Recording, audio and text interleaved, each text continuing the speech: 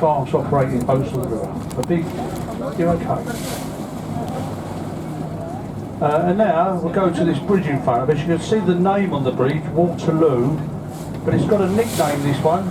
It's known on the river as the Ladies' Bridge over the river. And that's because the old bridge, they started to take it down just before the outbreak of the Second World War.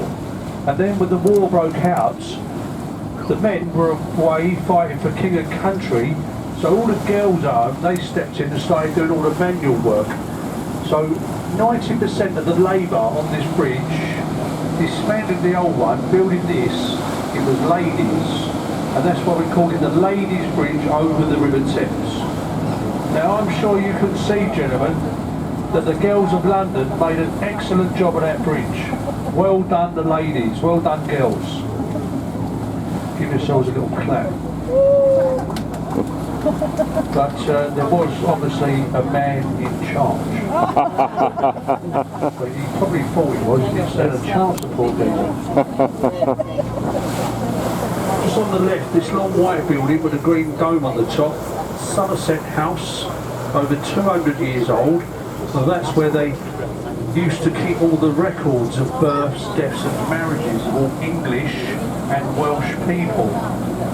In the civil service, it was known as the Hatcham, Matcham and Dispatcham departments. A very famous old building on the left, Somerset House.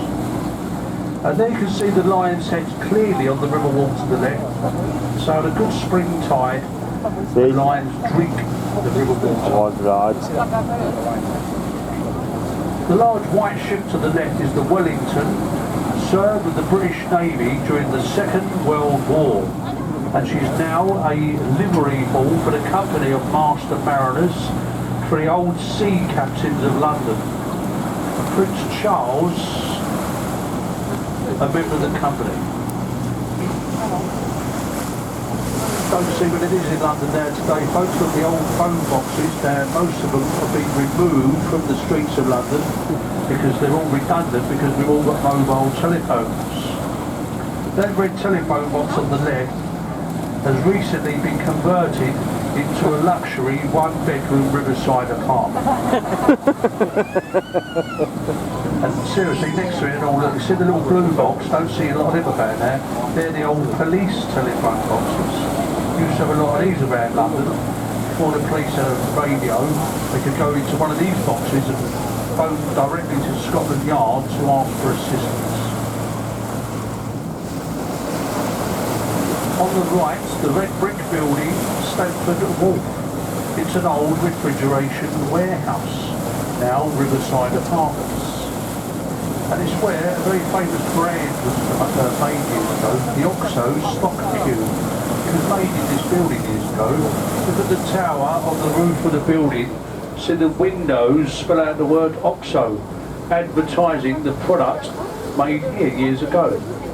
The bulk of the building today is apartments with a restaurant on the top floor. It's simply called the Oxo Tower Restaurants.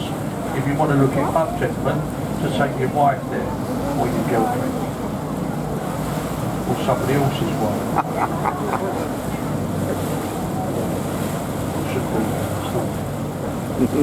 Don't get caught.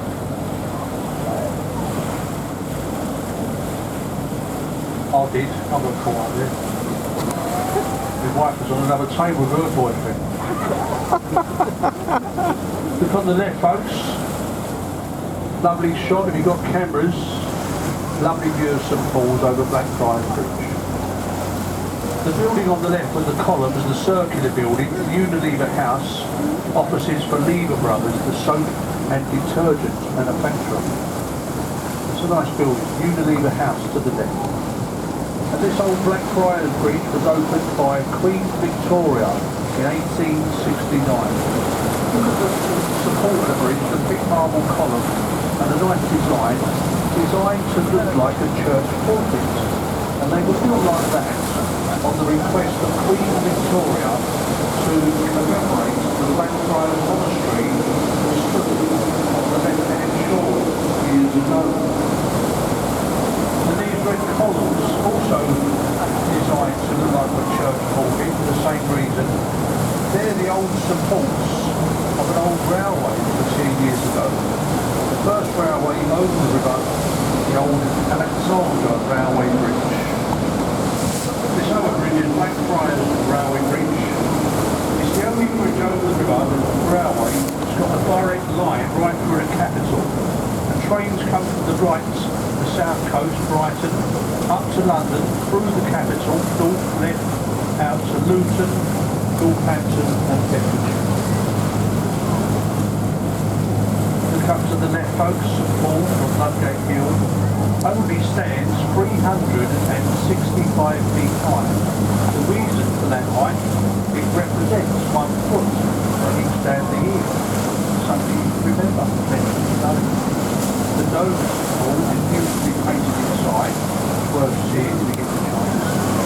Down in the crypt of the building are tombs for Horatio Lord Nelson, the Duke of Wellington, and of course the architect himself, Sir Christopher Wren. A beautiful building, ladies and gentlemen. That's the twisted legend, it's in the windows is the one. Everyone's involved in the building games. Look at the structure of the building, the dome, the cross on the top. How did they get that cross on the top? It weighs 7.5 tons, that does. Way to the people of the bridge, the Millennium Footbridge, which is better known as the Wibbly Wobbly Bridge over the river. It's strengthened, it's okay now. Oh God. On opening day, too many people on the bridge. It tips from side to side. Oh my God. Hence the nickname, the Wibbly Wobbly Bridge over the river. It's been strengthened, it's okay now. Look on the right, boys and girls, you see a round white timber frame building, a replica of William Shakespeare's Globe Playhouse Theatre. That's an exact copy to the Globe Theatre of Shakespeare that stood here in London 400 years ago. If anyone likes Shakespeare, try and visit the Globe. They do reenact Shakespearean plays here through the summertime. This is the summertime. Ahead now is Summer Bridge. Now this is not an interesting bridge.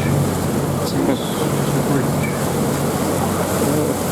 Looking over the bridge, you can't miss it. Ahead of us, the tall pointed building is the Shard of Glass. Tallest building in Western Europe today, over 1,000 feet high. Mainly office space, shops, bars and restaurants. As we go through the bridge, look up to the left, there's a good view of the City of London skyline at this point. And we've got the tall wedge-shaped building with a slanted front. That's the one they call the cheese grater. There's one with a curved roof and a curved front. They call that the walkie-talkie building. And then somewhere in there's a top of a rocket-shaped building, the Gherkin. The Gherkin. The modern buildings of the City of London skyline. Now it says it's broken up. Here's a building I'm sure many of you will like. Lovely old pub. A lovely old riverside pub to the left. It dates back 400 years and it's called the Anchor at Bankside. The old Anchor Tavern on the right, folks. One of the lovely pubs on the banks of the river. If anybody's heard of the Borough Market, anyone heard of the Borough Market? Well, it's behind the buildings on the right as we clear Cannon Street Railway Bridge. Now this old part of London, it really does retain its old character, with the old warehouses here by the riverside, the old cobbled streets, and a few old pubs around as well. Borough Market today is mainly food market, sorry. It used to be an old fruit and veg market. The bottom floor of Pinkford's Wharf on the right, a riverside pub. And I can recommend that one as well. The sailing ship in the dock is a